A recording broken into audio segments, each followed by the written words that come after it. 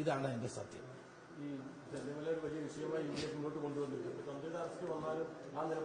അല്ല, ഞങ്ങളെ സംബന്ധിച്ചിടത്തോളം ശബരിമലയിലെ സ്വർണ്ണ കൊള്ള കണ്ടുപിടിക്കാനുള്ളതാണ്.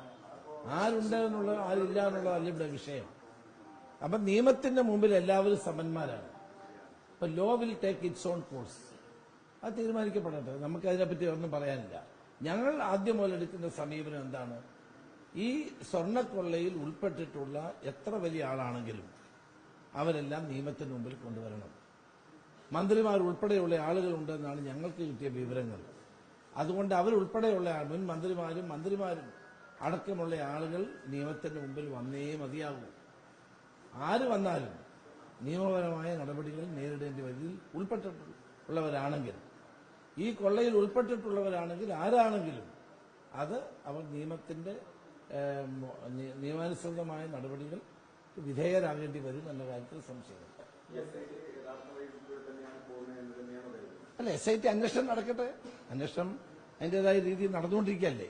നമ്മളൊരു തീർപ്പ് കൽപ്പിക്കേണ്ട സമയമായിട്ടില്ലല്ലോ.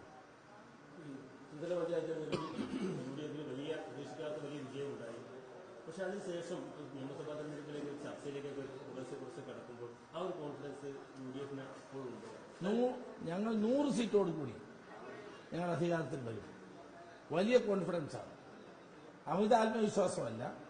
വസ്തുതാപരമായി പരിശോധിച്ചാൽ ഈ കഴിഞ്ഞ 10 വർഷത്തിനിടയിൽ LDF ഭരണം ജനങ്ങളെ പൂർണ്ണമായും അവഗണിച്ചുകൊണ്ടുള്ള ഭരണമായിരുന്നു.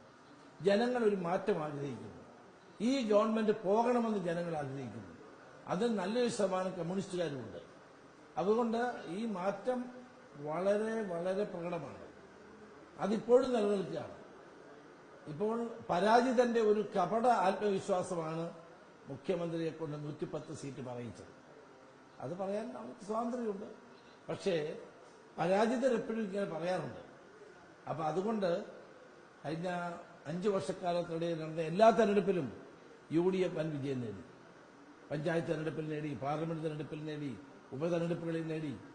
പിന്നെ ഇനി ഏത് ടെസ്റ്റാണ് വേണ്ടത്? എല്ലാ ടെസ്റ്റുകളിലും ഞങ്ങൾ വിജയിച്ചു നിൽക്കുകയാണ്. അപ്പൊ ജനങ്ങൾ കേരളത്തിൽ ഒരു ഭരണമാറ്റത്തിന് തയ്യാറെടുക്കുന്നു എന്നുള്ളതാണ് വസ്തുത. UDF-ന് അനുകൂലമായ ഒരു രാഷ്ട്രീയ അന്തരീക്ഷം ഇപ്പോഴും നിലനിൽക്കുന്നു.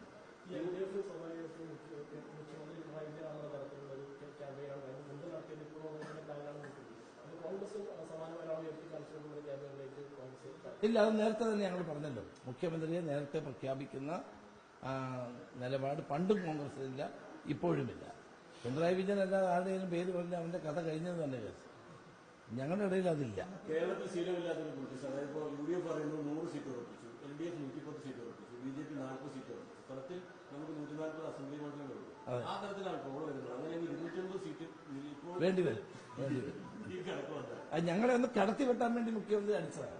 അതൊക്കെ ആയിരിക്കട്ടെ, അതൊന്നും ജനങ്ങൾ വിശ്വസിക്കുന്നില്ല.